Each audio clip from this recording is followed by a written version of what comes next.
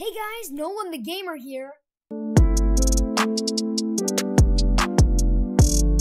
Today we're going to be playing The Legend of Zelda Tears of the Kingdom. You clicked on this video so you know what's going to happen. We're going to be looking at a bunch of tips to help you in the early game of The Legend of Zelda Tears of the Kingdom. And some side quests that you might not know about that can give you really cool stuff. So let's jump right in.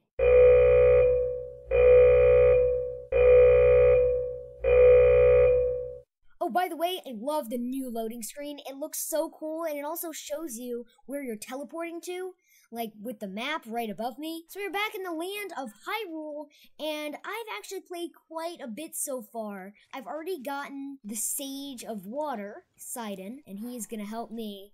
So he has become the new Sage of Water, and I also saved the entire Zora's domain from the sludge. That's pretty cool. We're also here at the Taji Cat's shrine, but right under it is the Stackajat light root.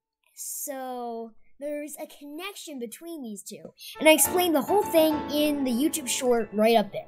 Yeah, and there's a stable right here too. That is cool, the Riverside Stable. To start off our adventure, we must go to the Great Sky Island because there's something really cool here. So if you're right here at the Gutenbach Shrine, you're gonna want to go over to this area right here, and I'm gonna put a stamp right there. So you go over on top of this hill, and there's the archaic warm greaves, which are very important in the early game to get you through this cold area, which also allows you to easily get up to Rito Village, which is where the game directs you to for the regional phenomena. So in this chest right here under this tree, you will find the archaic warm greaves. So that's really useful. Another important thing to note is there's a campfire right here, right next to that. And there's also a Zonai device dispenser, which allows you to just throw in a Zonai charge, and it will give you any Zonai device that you want. So watch this. I hold my Zonai charge, I put it in,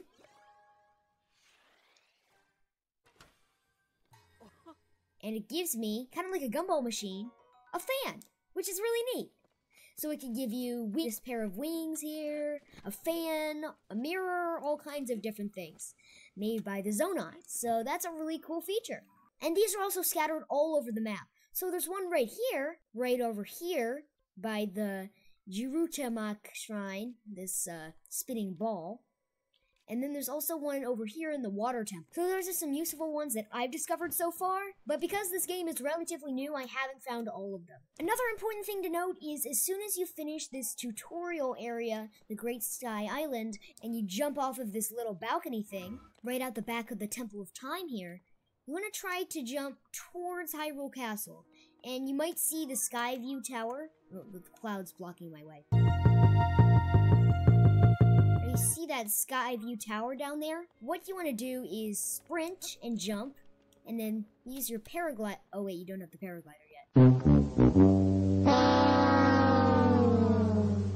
Sprint and jump, and then try to dive down. And you don't travel very far like this, but try to go as north as possible, because this allows you to get closer to Lookout Landing, and that's where all of the main quests happen. That's really important. Another tip is always be looking out for shrines.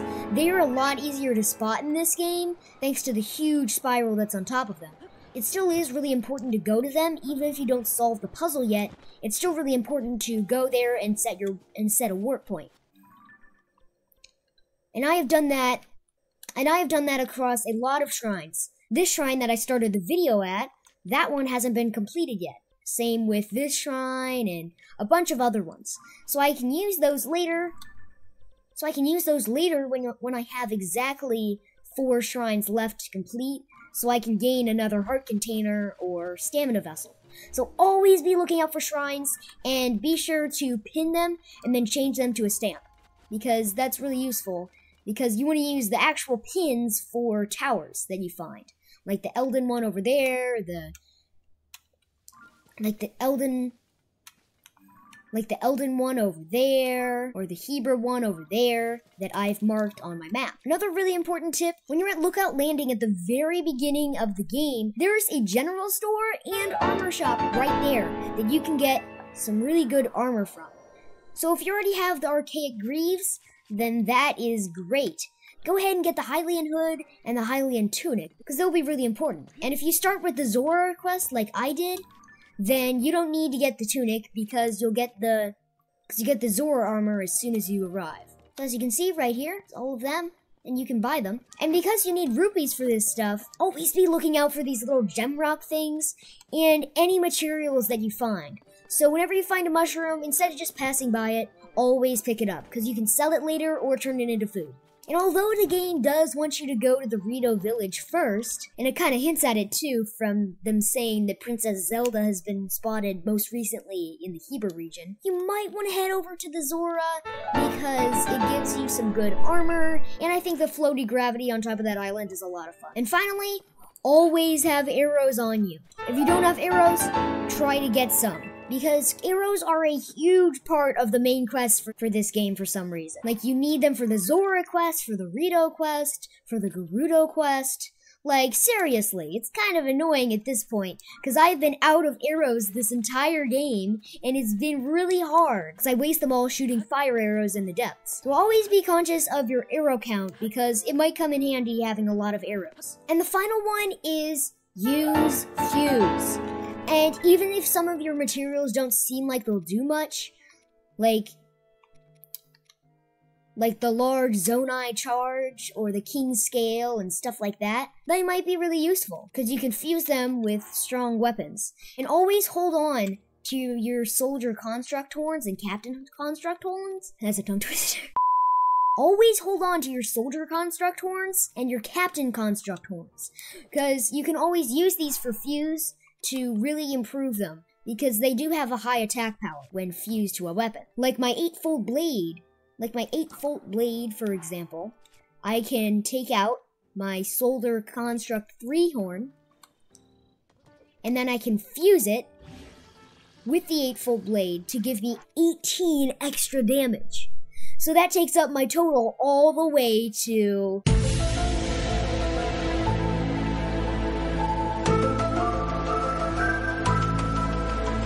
24 damage, which is a lot. So if you ever find a claymore or something, definitely fuse it with one of these Zonai horns, because they're really powerful. And obviously the fuse ability is really important to other things too, like the bomb flower. If you drop the bomb flower right here, and then you can fuse it with your shield, alright?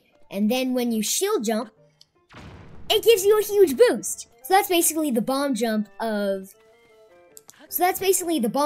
wind bomb of Tears of the Kingdom, because they did patch the glitch. Because there are no more bombs, but they have bomb flowers and fuse, so you can still use this trick. It just doesn't give you a broken amount of speed. And one last thing is come back to the Great Plateau, because it has a lot of different secrets and great things that allow you to gear up. Because instead of being weak like it was in the last game, that's exactly how the Great Sky Island is.